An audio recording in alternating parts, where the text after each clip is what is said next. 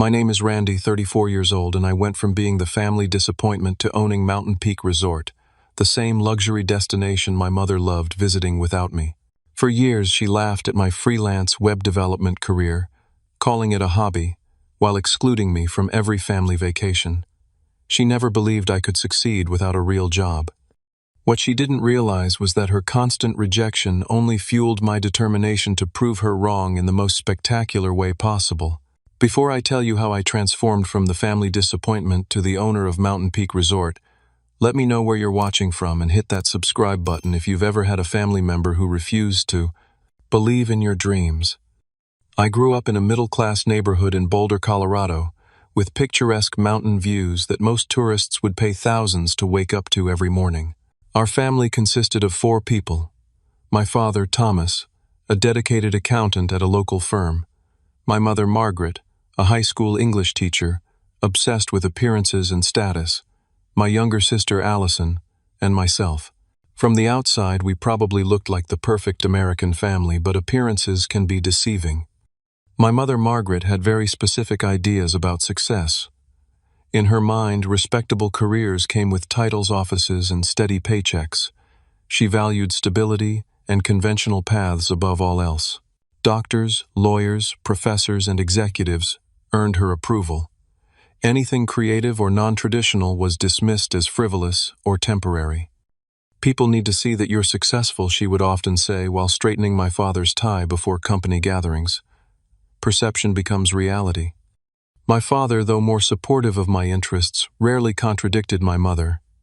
He would offer encouragement in private but remained silent when Margaret dismissed my accomplishments. His conflict-avoidant nature meant he prioritized household peace over defending me.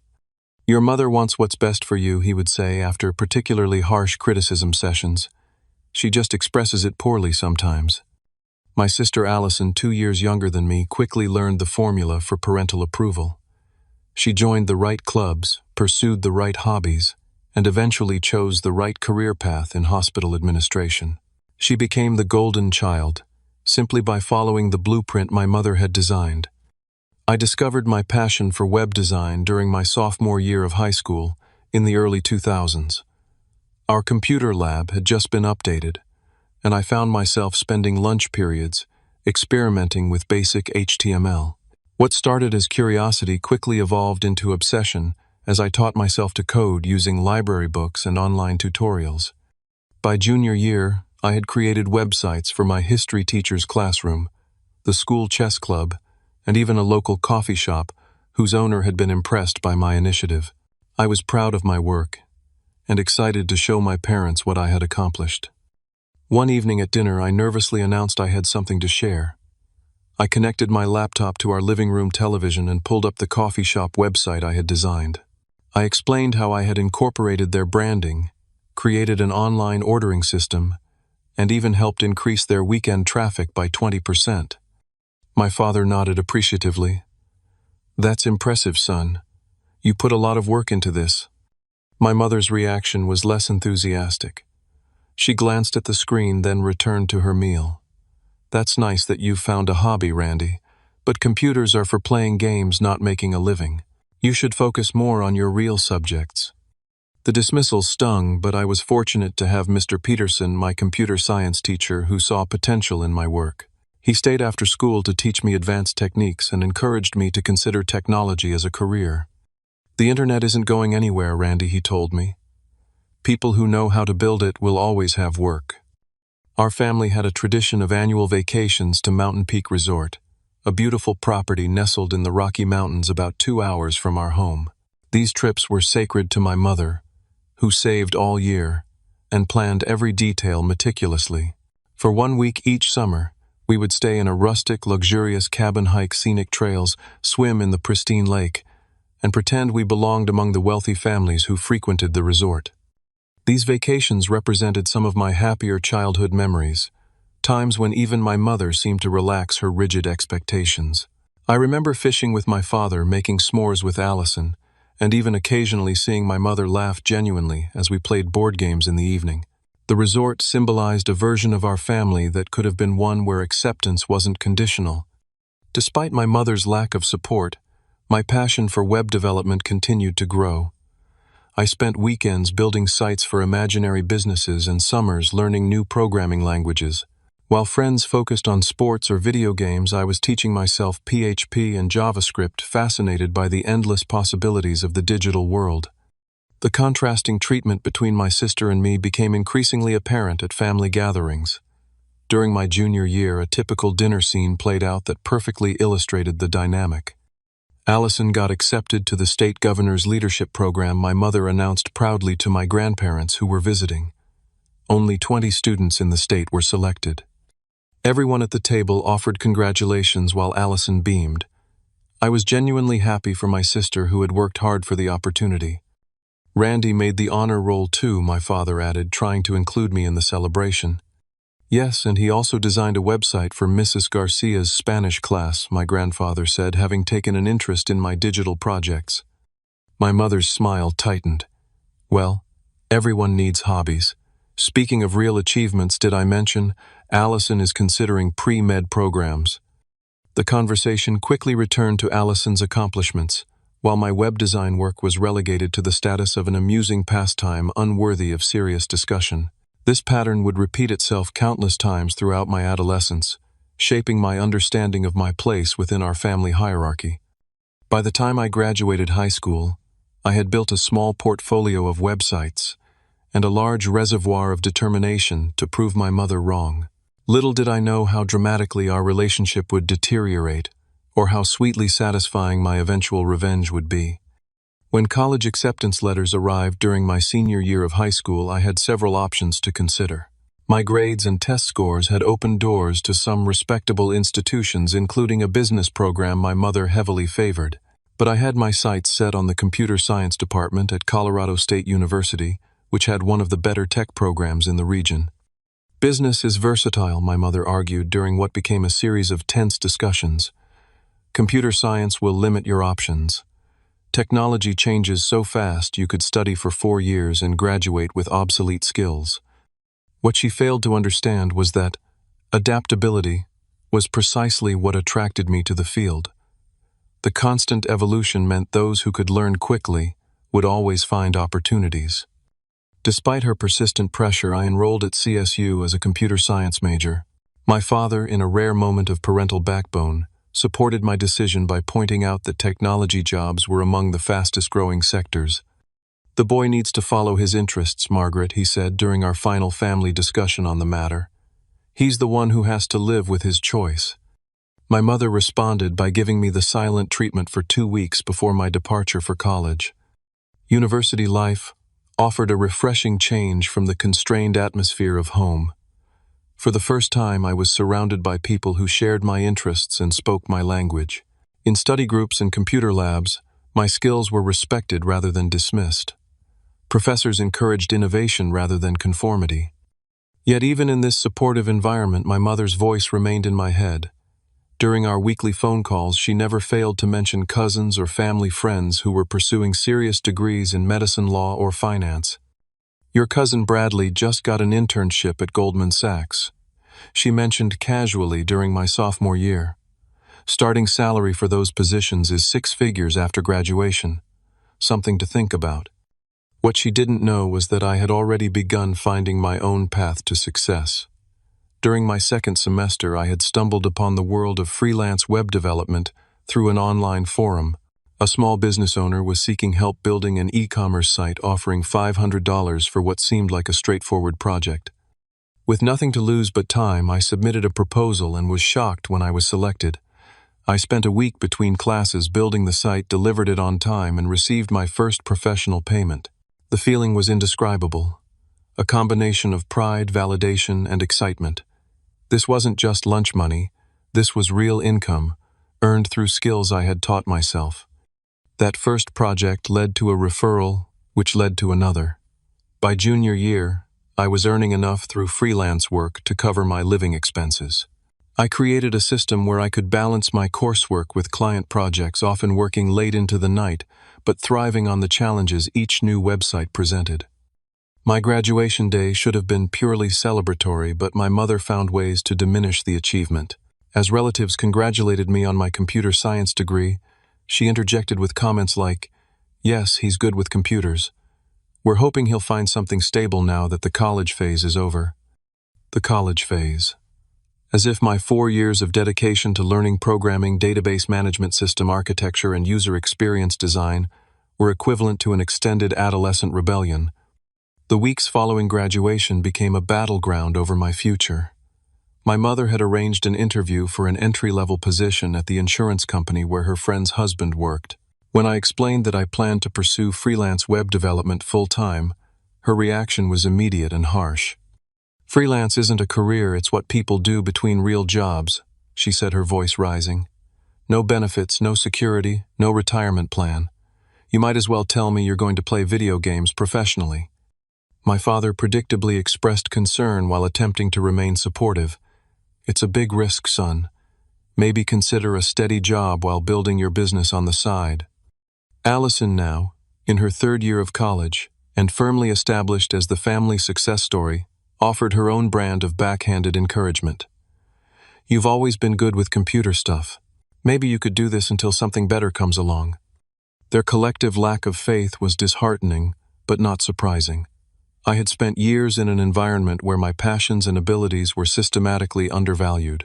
But something had changed during my time at university. I had found my confidence and built evidence that my skills had real market value.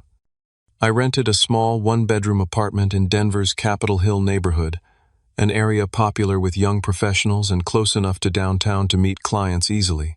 The space was modest, just 600 square feet, with outdated appliances and temperamental plumbing, but it represented freedom. For the first time, I could arrange my life around my work rather than conforming to others' expectations. Those early months of full-time freelancing were challenging. Without the structure of school, I had to create my own routines and deadlines. Some weeks brought multiple projects and comfortable income, while others left me anxiously checking my email for potential leads. I learned to manage feast or famine cycles, saving during prosperous periods to cover the inevitable slow times. Finding clients required persistence and creativity. I attended local business networking events, joined professional associations, and optimized my portfolio website to attract search traffic. Each project completed led to testimonials, which led to referrals, slowly building my reputation in the Denver tech community. Family gatherings during this period became increasingly uncomfortable. My mother's inquiries about my work always carried the same subtext. When would I give up this experiment and get a real job? Thanksgiving dinner. My first year post-graduation featured a particularly pointed exchange. "So how's the computer thing going?" my aunt asked politely as we passed dishes around the table. Before I could answer, my mother interjected, "He's still doing that freelance thing. We're hoping it's just a phase while he figures out his career path." I maintained my composure, though my knuckles whitened around my fork. "Actually, I just completed a project for a restaurant chain that's expanding nationally. They've asked me to handle websites for all their new locations." "That's wonderful, dear," my grandmother said. My mother smiled tightly. "Yes, but nothing beats the security of a good company job with benefits. Randy's father has been with the same firm for 25 years. The conversation moved on, but the message remained clear: no matter what I achieved as a freelancer, it would never meet my mother's definition of success.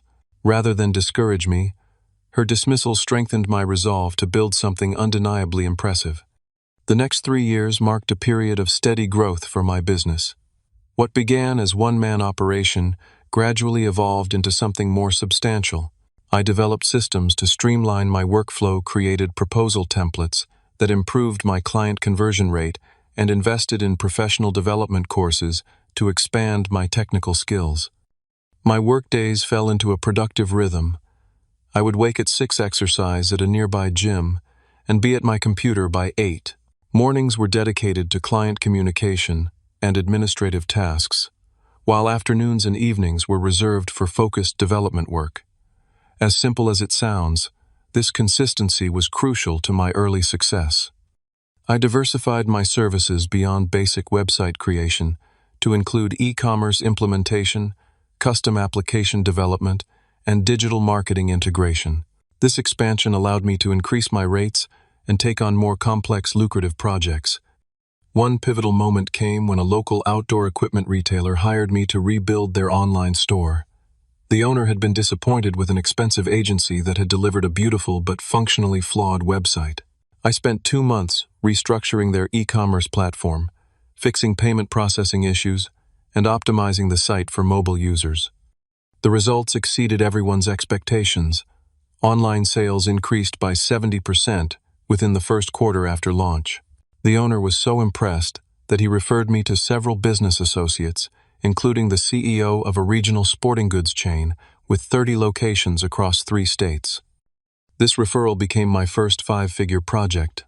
The sporting goods company needed a comprehensive digital solution that included inventory management, customer accounts, and synchronized pricing across physical and online stores. The complexity challenged me to expand my capabilities and even bring in specialist contractors for certain elements. Successfully delivering this project marked a significant milestone.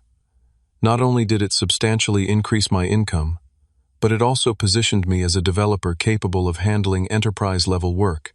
I was no longer competing with hobbyists for small business websites. I had entered a new tier of the market. This professional momentum coincided with my first major financial achievement, paying off my student loans 3 years ahead of schedule. I remembered the day clearly, sitting at my desk and making the final payment online. A weight lifted from my shoulders as I realized I had accomplished something meaningful through my hobby job, as my mother called it. I wanted to share this milestone with my family, so I called home that evening. My father answered and offered genuine congratulations. "That's fantastic, son. Not many people your age can say they're debt-free." When my mother took the phone, her response was predictably underwhelming. "That's nice, dear. Did you hear that Allison got promoted to department coordinator? She'll have 3 people reporting to her now." I swallowed my disappointment and asked about their summer plans, which led to an unexpected revelation. "We're actually finalizing details for our Mountain Peak trip next month," my mother said. "The resort has been renovating some of their premium cabins, and we managed to book one with a lake view." I waited for an invitation that didn't come. "That sounds great. When exactly are you going? I might be able to join for part of the week if I arrange my project schedule." An awkward pause followed. "Oh, I thought your father mentioned it. We've already confirmed the reservation for just the 3 of us. The cabin only accommodates 3 people comfortably, and we assumed you'd be too busy with your website work." The exclusion stung more than I expected. Our family had been visiting Mountain Peak Resort every summer since I was 8 years old. It was tradition, a rare constant in our family dynamic. Being deliberately left out felt like the clearest indication yet that I was no longer considered an equal member of the family. Later that week, I called my father when I knew my mother would be at her book club. His discomfort was apparent as he attempted to explain the situation.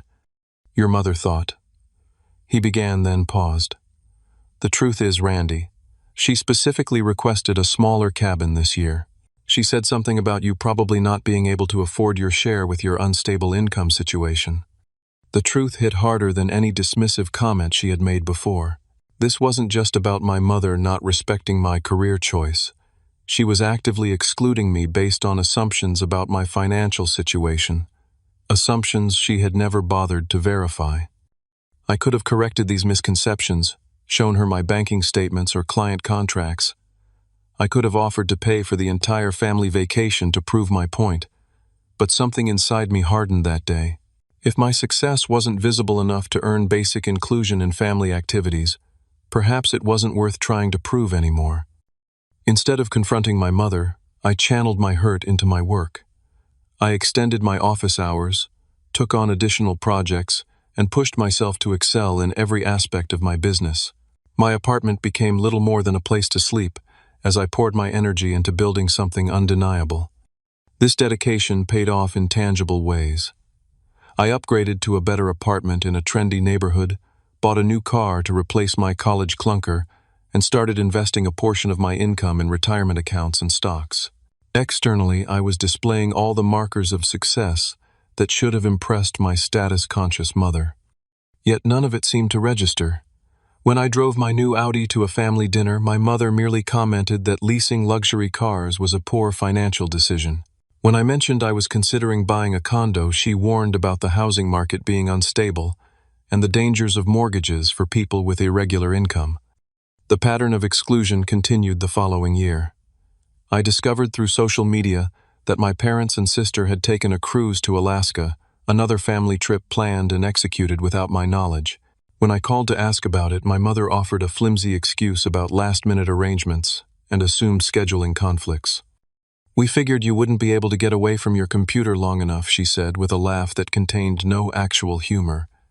"You know how clients are with their urgent website emergencies." By the third year of this treatment, the annual Mountain Peak Resort vacation happened without even the pretense of considering my inclusion.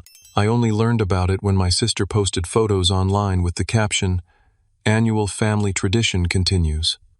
The images showed my parents and sister, smiling by the lake where I had learned to swim, eating in the restaurant where we had celebrated my 16th birthday, standing before the stone fireplace where we had taken family Christmas card. Photos for years. I felt like a ghost erased from my own family history. The resort that had once represented rare moments of family harmony now symbolized my deliberate exclusion from the inner circle. Throughout this period, my business continued to thrive despite, or perhaps because of my emotional struggles with family. Work became both escape and vindication, a space where my value was recognized and rewarded in ways my mother refused to acknowledge. Each new client, each successful project, each positive testimonial became another piece of evidence in a case my mother would never allow to be presented. The turning point in my career came unexpectedly through a connection made at a tech conference in San Francisco. I had attended primarily to learn about emerging web technologies, but during a networking lunch, I found myself seated beside Julia Winters, the Digital Transformation Director for Health Tech Solutions, a major company that developed software for hospitals nationwide. Our conversation began casually enough, discussing the morning's presentations and sharing industry observations. When she asked about my work, I described some recent projects, including a custom scheduling application I had built for a medical clinic in Denver. Her interest piqued. She asked detailed questions about functionality and user experience. "We've been looking for someone to revamp our customer portal," she explained. "Our internal team is swamped with the main product development. Would you be interested in discussing a contract arrangement?" 2 weeks later, after several video conferences and a detailed proposal process, I secured a 6-month contract with Health Tech Solutions. The project scope was larger than anything I had handled previously, and the compensation reflected that complexity. This single contract would generate more revenue than my entire previous year. The scale of the project necessitated expansion. I leased a small office space in downtown Denver and hired 2 junior developers to assist with implementation. My role evolved from hands-on coding to project management and client communication. For the first time, I was leading a team rather than working solo. The health tech project consumed my days and many nights, but the results justified the effort. We delivered the portal on time and under budget with functionality that exceeded the client's expectations. Julia was so impressed that she extended our contract to include additional features and ongoing maintenance. "You've accomplished in 6 months what our previous agency couldn't do in 2 years," she told me during our review meeting. "I've recommended your team to several colleagues in the industry. Those recommendations materialized into new opportunities. By the end of that year, my client roster included 3 Fortune 500 companies and several prominent startups. I had expanded to a team of 7 full-time employees occupying a larger office with views of the Rocky Mountains. My hobby had transformed into a legitimate digital agency. Financial success followed naturally. I experienced my first 6-figure year, then quickly surpassed that benchmark as larger contracts rolled in. I purchased a contemporary 3-bedroom condominium in one of Denver's most desirable neighborhoods, furnished it with pieces from local artisans, and finally felt established in both my career and personal life. With this newfound stability, I made one final attempt to bridge the growing divide with my family. The Christmas season seemed like the perfect opportunity for reconciliation. I decided to offer an all-expenses-paid family vacation to any destination of their choosing, a gesture that would both demonstrate my success and potentially rebuild our strained relationships. I announced this offer during Christmas dinner at my parents' home, the first family gathering I had attended in months. My father and sister responded with surprise and tentative interest. "You mean anywhere?" "Even internationally?" Allison asked, clearly impressed. "Anywhere you want," I confirmed. "I've had a good year, and I'd like to do something special for everyone." My mother set down her fork deliberately, her expression hardening. "And where exactly is this money coming from? Those internet projects of yours?" "Yes, Mother. My business has been extremely successful. I have major corporate clients now, and a team of 7 employees." She laughed, a sharp sound devoid of warmth. "So you're spending your internet money before you even have it. That's not how responsible adults plan family vacations." "Margaret," my father interjected, "I think Randy is being generous. We should at least consider." "We don't need charity from someone who refuses to get a proper job," she cut him off. "When the tech bubble bursts again, don't come looking for help. We've managed our vacations just fine without your internet money." The table fell silent. Even Allison, typically aligned with our mother, looked uncomfortable with the harshness of the response. I maintained my composure, finished my meal in silence, and left shortly after declining dessert with the excuse of an early morning meeting. That evening marked a turning point in my relationship with my family. My mother's rejection of my offer in front of everyone demonstrated that no level of success would ever be sufficient to earn her respect. The problem had never been my career choice or financial stability. It was her fundamental inability to accept any path that deviated from her narrow definition of success. The incident became common knowledge among our extended family. My aunt called the next day to apologize for my mother's behavior. "She had no right to speak to you that way, especially after such a generous offer," she said. "Your cousin showed me your company website. What you've built is impressive, Randy." These supportive reactions from relatives only seemed to harden my mother's stance. She began excluding me not just from vacations but from all family gatherings. Holiday invitations stopped coming. Sunday dinners no longer included calls to check my availability. When my grandmother celebrated her 80th birthday, I received an invitation directly from her rather than through my parents, as would have been customary. The complete estrangement affected me more deeply than I wanted to admit. Despite professional achievements and financial security, the family rejection left an emotional void that success couldn't fill. I found myself working increasingly long hours, pouring energy into my business to avoid confronting feelings of abandonment and unworthiness. A friend eventually convinced me to try therapy. My initial reluctance gave way, as I recognized patterns of behavior that were affecting both my personal and professional relationships. Weekly sessions with Dr. Karen Lewis helped me process the family dynamics that had shaped my self-perception and develop healthier responses to criticism and rejection. "Your mother's inability to validate your choices says more about her limitations than your worth," Dr. Lewis observed during one particularly insightful session. "You've built an impressive life and career by trusting your instincts despite constant undermining.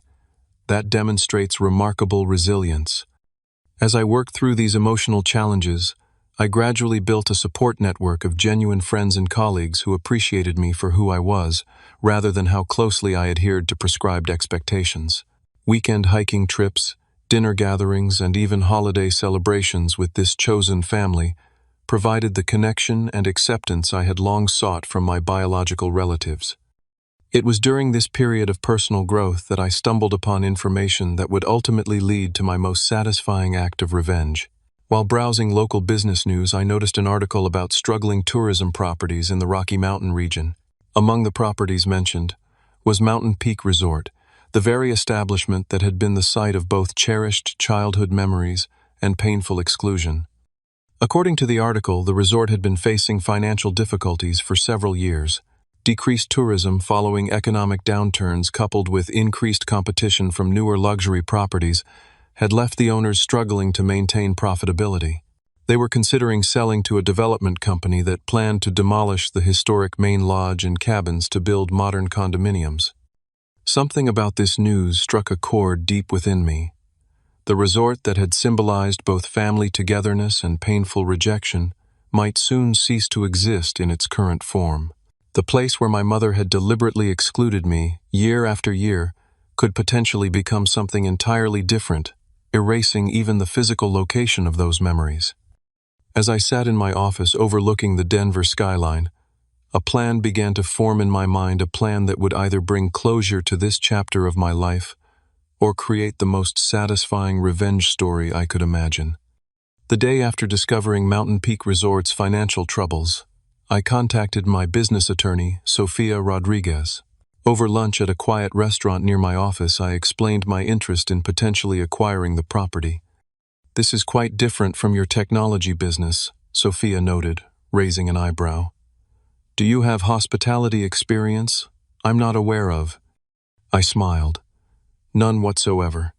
But I have personal history with the resort and financial resources that might make this viable. I want to understand what we're looking at before the developers tear it down." Sofia agreed to make discreet inquiries about the property's situation. Within a week, she had compiled preliminary information that confirmed my suspicions. Mountain Peak Resort was indeed in serious financial distress, operating at a loss for the past 3 years. The current owners, an elderly couple who had managed the property for nearly 4 decades, were actively seeking buyers but preferred someone who would preserve the resort's character rather than demolish it. "The asking price is $4.2 million, Sofia reported. "Below market value for the acreage, but they need significant renovations. Development company offered 3.8, but plans to bulldoze everything. Owners are stalling, hoping for a preservation-minded buyer." The figure was substantial, but not outside the realm of possibility. My business had been generating healthy profits, and I had maintained disciplined personal finances despite my increasing success. I had investment accounts, substantial savings, and excellent credit that could help secure financing. Over the next month, I immersed myself in research about resort management, property investment, and the regional tourism industry. I consulted with financial advisors, contacted commercial real estate experts, and even hired a hospitality consultant to assess the property's potential under new management. James Parker, the hospitality consultant, provided valuable insights after his site visit. "The bones of this place are excellent," he reported. "Prime location, historic charm, beautiful natural setting. The issues are mainly deferred maintenance and outdated amenities. With proper investment and modern marketing, this could be extremely profitable again." Armed with this information, I arranged a meeting with the owners, Harold and Eleanor Wilson. We met in the main lodge on a quiet Tuesday morning in early spring. The elderly couple seemed surprised by my age, but warmed quickly as I shared memories of visiting their resort throughout my childhood. "This place was magical to me growing up," I told them honestly. "Those summers by the lake, hiking the forest trails, evenings by the stone fireplace, they shaped my idea of what family vacations should be." Eleanor smiled warmly. "That's exactly what we've tried to create here for 40 years. Not just accommodations, but experiences that become treasured memories." I outlined my vision for preserving the resort's character while modernizing amenities and expanding marketing efforts. "I don't want to change what makes this place special. I want to ensure it continues for new generations of families." The conversation turned to business details. Their asking price was firm, but they offered flexible terms if it meant finding a buyer committed to the property's legacy. After several hours of discussion, we agreed to continue negotiations with our respective legal representatives. The acquisition process was complex and occasionally frustrating. Commercial property purchases involve extensive due diligence, environmental assessments, zoning reviews, and countless legal documents. My regular business operations required attention simultaneously, creating weeks of 12-hour workdays and stress-filled evenings. Financing proved less challenging than anticipated.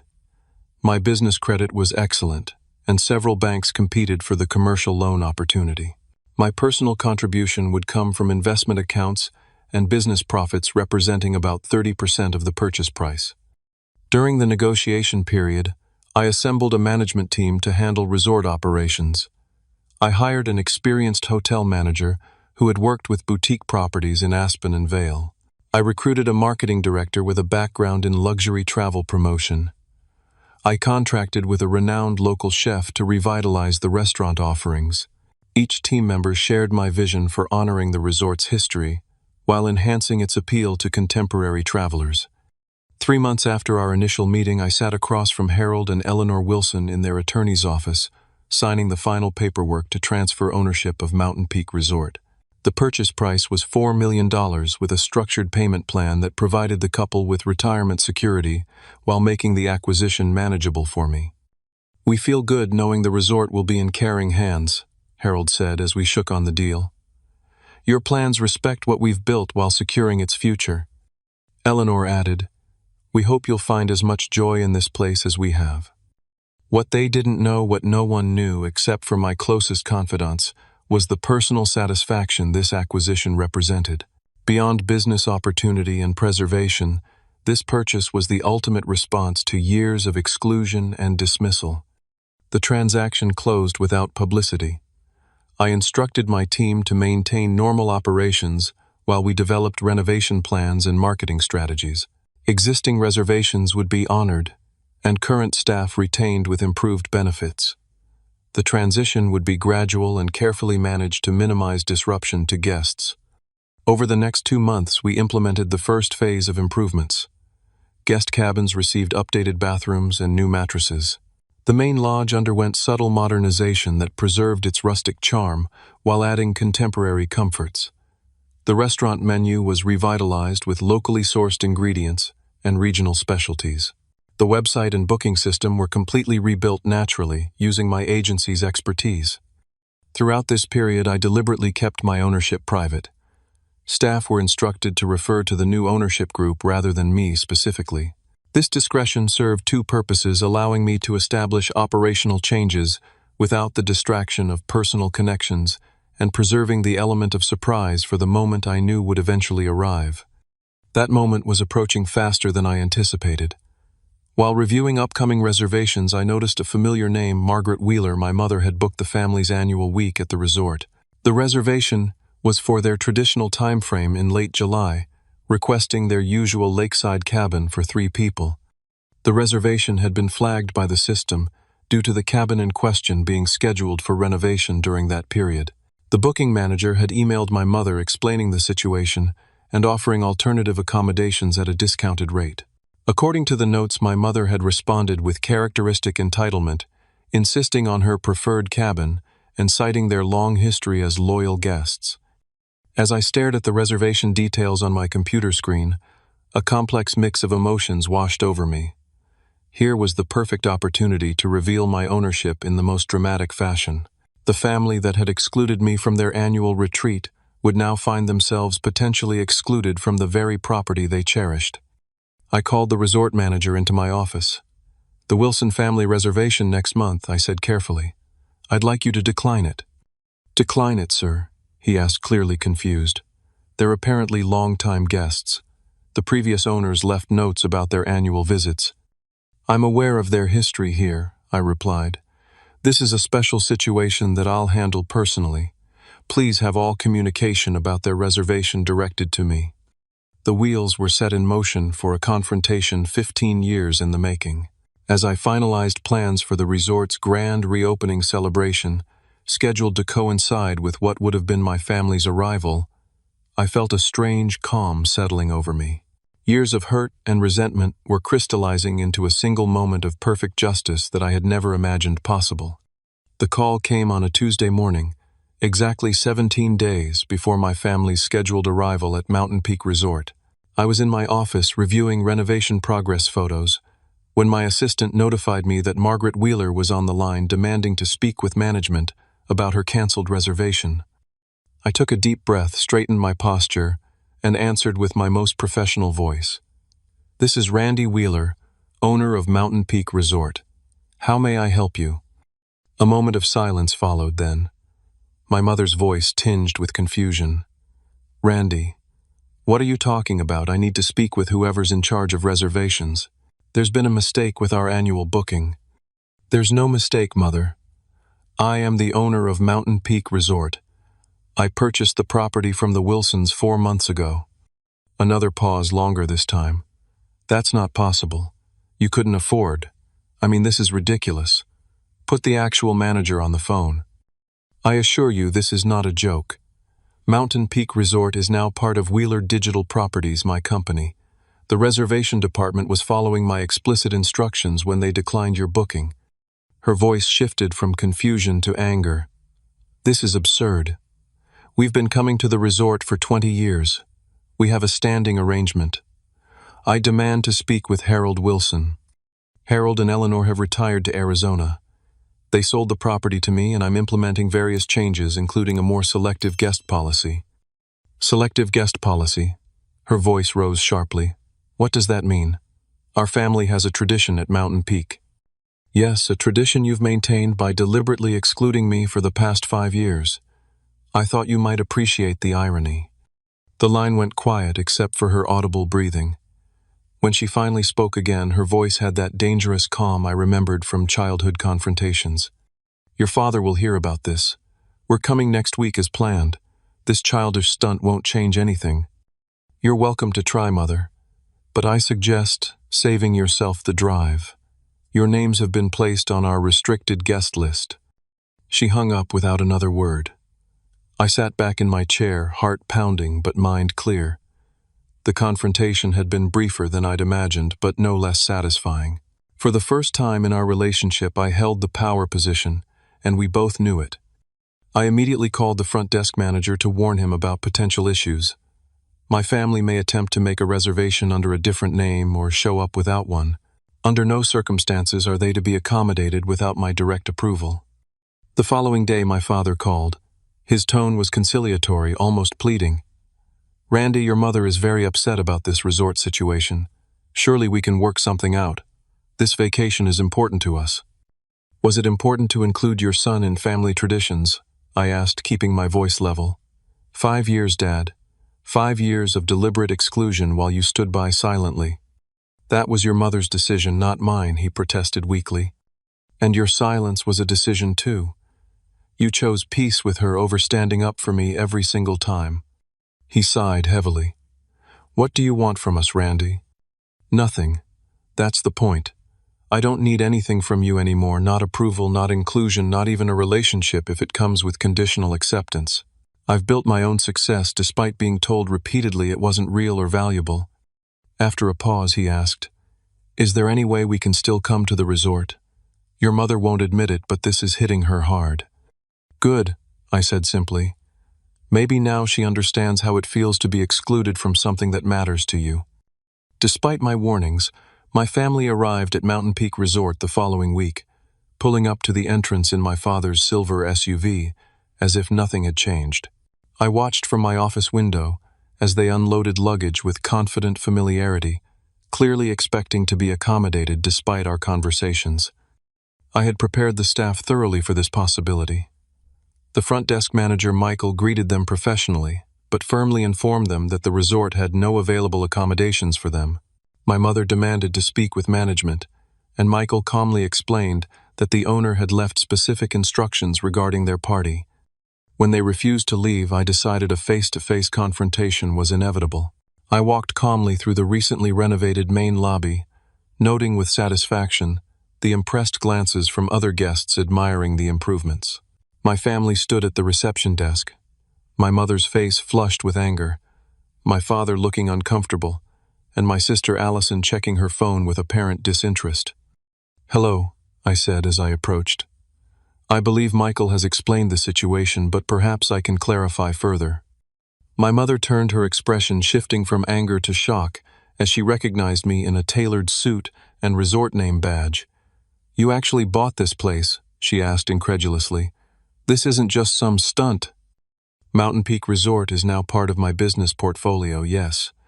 We've invested substantially in renovations and service improvements. The property is performing quite well under new management.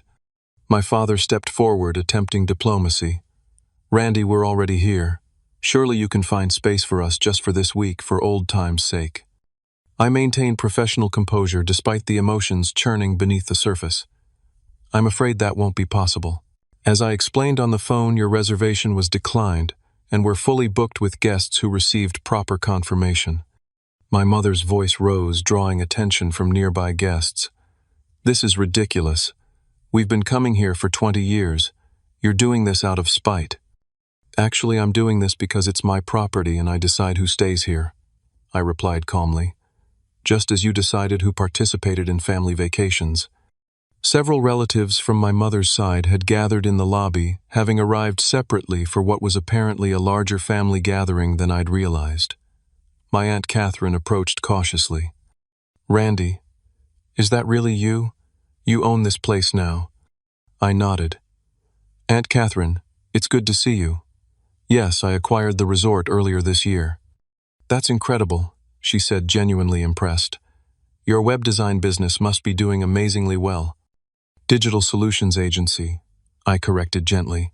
"Yes, we've been fortunate enough to work with some major corporate clients over the past few years."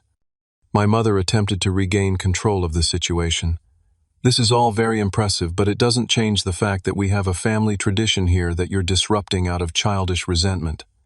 The irony of her statement hung in the air, drawing uncomfortable glances from extended family members who were aware of how I'd been excluded from these very traditions.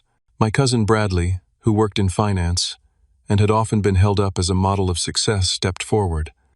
"Aunt Margaret, from what I understand, Randy hasn't been included in these family trips for years. It seems like he's just maintaining the status quo you established." My mother's face reddened further as she realized she was losing the audience's sympathy. She turned to my father. "Thomas, get the car. We're not going to beg for accommodations at a place that clearly doesn't value loyal customers." As they gathered their luggage, Allison lingered behind. She approached me cautiously while our parents headed toward the exit. "Can we talk for a minute? Somewhere private." I nodded and led her to a small meeting room off the main lobby. Once inside, she studied me with new eyes. "You really did it, didn't you? Everything Mom said you couldn't do. The successful business, the financial security, and now this." She gestured around us. "It would seem so," I replied neutrally. "I never thought." She started, then paused. "I always believed Mom when she said freelancing wasn't a real career.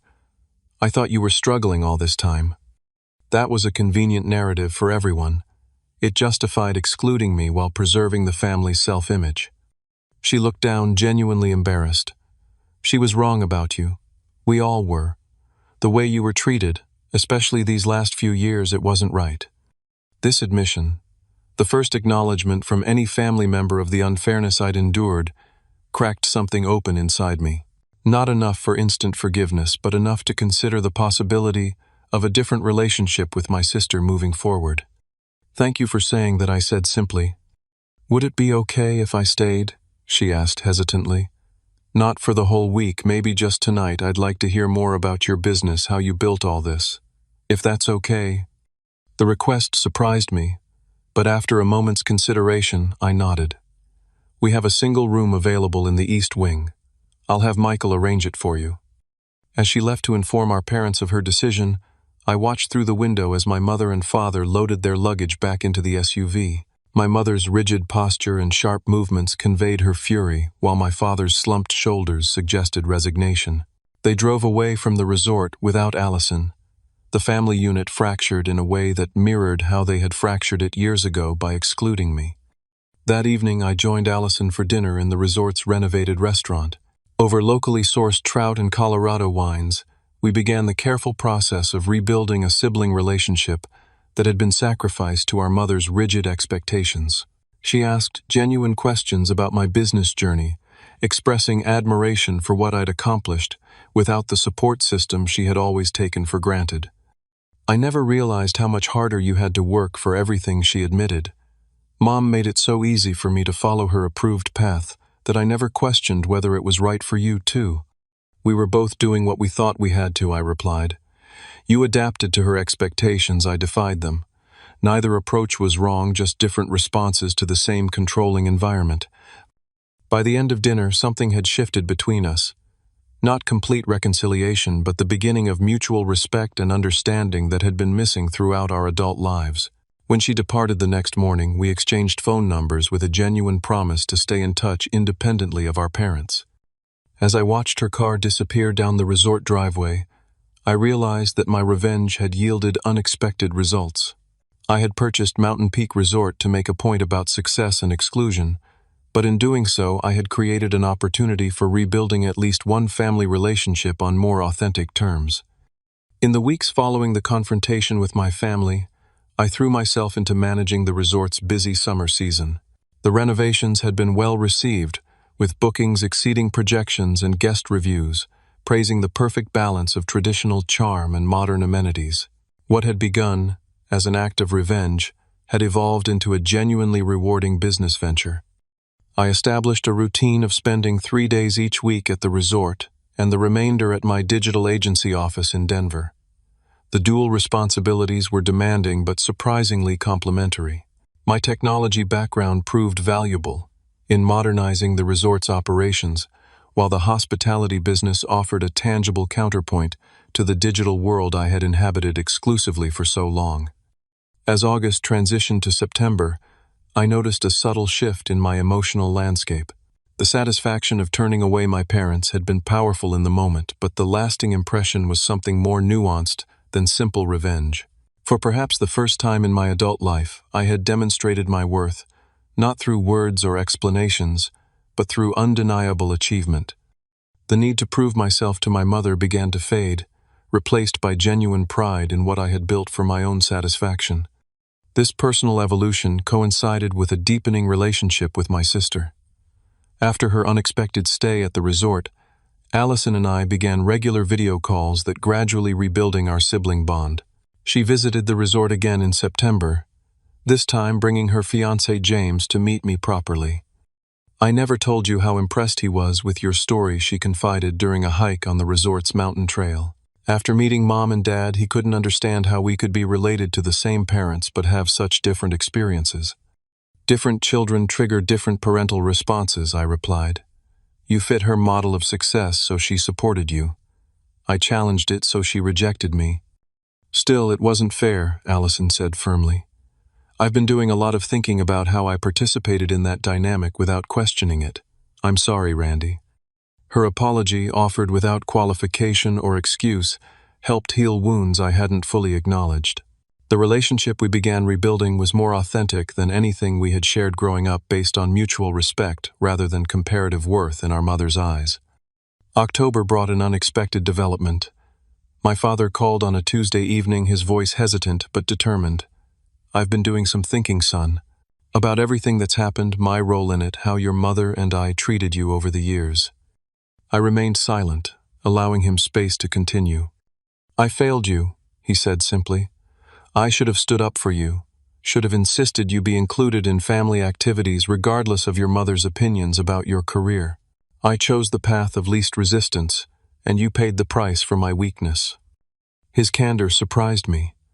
Throughout my childhood, he had been the peacekeeper who rarely expressed independent views, especially when they might conflict with my mother's firmly held positions. "I appreciate you saying that," I replied carefully. "It means something to hear you acknowledge it."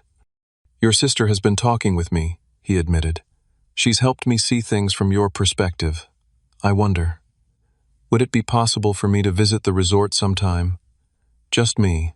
I'd like to see what you've built, maybe start to make amends if you're willing." The request stirred complicated emotions. Part of me wanted to maintain the protective wall I had built, while another part recognized the courage it must have taken for him to reach out. "I think that could be arranged," I said finally. "The fall colors are at their peak right now. It's a good time to visit if you can get away." He arrived the following weekend, driving up alone in his sedan rather than the family SUV. I met him in the lobby, noticing immediately how he had aged in the months since our confrontation. His shoulders seemed more stooped, his hair grayer at the temples. "This place looks amazing, Randy," he said after an awkward greeting. "You've made some impressive changes while keeping the character we always loved." I offered him a tour of the renovated facilities. As we walked the grounds, our conversation gradually eased from stilted politeness to more genuine exchange. He asked thoughtful questions about the business decisions behind various improvements, showing respect for my expertise in a way he never had before. That evening, we sat by the massive stone fireplace in the main lodge, the same spot where we had played board games during family vacations years ago. After a second glass of whiskey, my father opened up further. "Your mother and I aren't doing well," he admitted. "After what happened here, something broke between us. For the first time, I truly saw how she treated you, how I enabled it, and I couldn't unsee it. I'm sorry to hear that I said surprised to find I meant it. Don't be. It's been a long time coming. I've spent decades avoiding conflict, convincing myself I was keeping the peace when I was really just avoiding responsibility." He looked directly at me. "I'm proud of you, son. Not just for your success, which is remarkable, but for having the courage to stand up for yourself in ways I never could." The acknowledgement so long withheld meant more than I expected. We talked late into the night, not solving everything but establishing a foundation for a new kind of father-son relationship, one between adults with mutual respect, rather than the conditional parent-child dynamic of the past. When he left the following morning, we agreed to regular communication independent of my mother. He would need to navigate his own relationship with her, but our connection would no longer be contingent on her approval or participation. The holidays approached, bringing traditional challenges for fractured families. I decided to host a Thanksgiving gathering at the resort for friends and chosen family. My sister and her fiancé attended, as did my father, who drove up separately from my mother. We were joined by close friends from Denver business associates who had become personal confidants and staff members who had nowhere else to celebrate. The meal, served in the resort's private dining room, overlooking the lake, became a celebration of authentic connection. Laughter filled the space as we shared stories and expressed genuine gratitude for the relationships we had built by choice rather than obligation. The contrast with tense family holidays of the past couldn't have been more striking. As winter settled over the mountains, bringing the first significant snowfall, I received an unexpected email from my mother. The subject line read simply, "Conversation," and the message was uncharacteristically brief. "I would like to meet to discuss recent events. Please suggest a time and place convenient for you." My initial impulse was to ignore the message or decline the invitation. The wounds were still fresh, and I harbored no illusions about a dramatic change in her perspective. After careful consideration, however, I replied, suggesting a coffee shop in Denver neutral territory for a conversation that was long overdue. We met on a Wednesday afternoon in December. My mother arrived precisely on time, dressed immaculately, as always, her expression carefully composed. After ordering drinks, we sat at a corner table, away from other customers. "You look well," she began awkwardly. "The resort business seems to agree with you." "It's been surprisingly fulfilling," I replied. "Different challenges from technology work, but complementary in many ways." She nodded stiffly, then came directly to her point. "Your father and sister seem to think I owe you an apology for various things over the years. They've been quite insistent about it." I waited, saying nothing. "I still believe I wanted what was best for you," she continued. "A stable career, financial security, the things that build a respectable life. But I can acknowledge that perhaps I was inflexible in my vision of what that should look like." It wasn't exactly an apology, but coming from my mother, it represented a significant concession. I recognized the effort it must have cost her to admit even this much imperfection in her judgment. "I appreciate you saying that," I said carefully. "For what it's worth, I've achieved the stability and security you wanted for me, just through a different path than you envisioned." "So, it would seem," she conceded, "your father can't stop talking about the resort. He says you've made it even better than it was before." The conversation continued with careful civility. We didn't resolve decades of misunderstanding in a single coffee meeting, nor did I expect we would.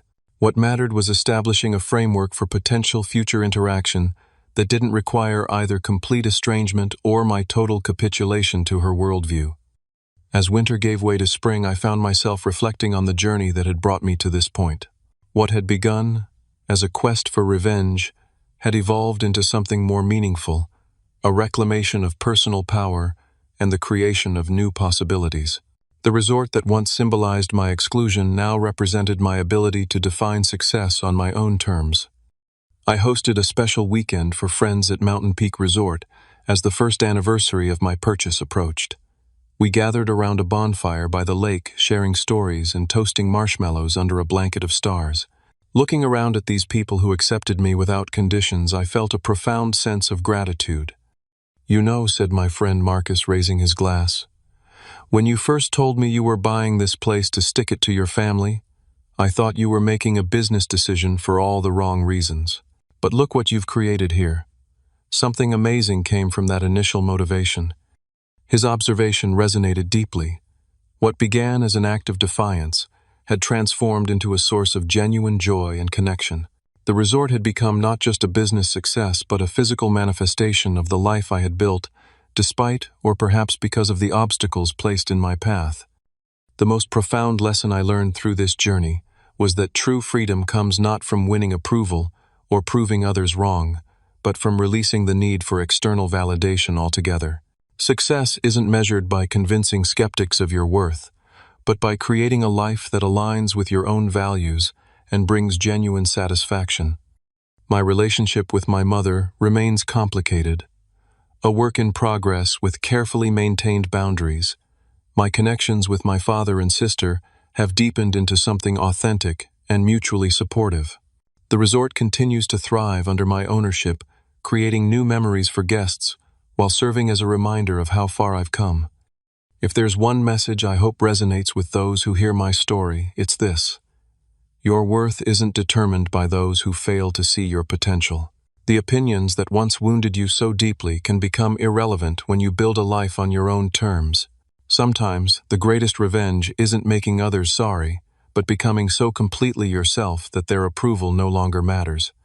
Have you ever had someone laugh at your dreams, or tell you that your chosen path would never lead to success? How did you respond to that negativity? I'd love to hear your stories in the comments below. And if this journey resonated with you, please hit that like button and subscribe to hear more real-life experiences. Remember, sometimes the best response to those who doubt you is to build something so magnificent they can't help but see what they missed. Thank you for listening, and remember, your path is valid even when others can't see where it leads.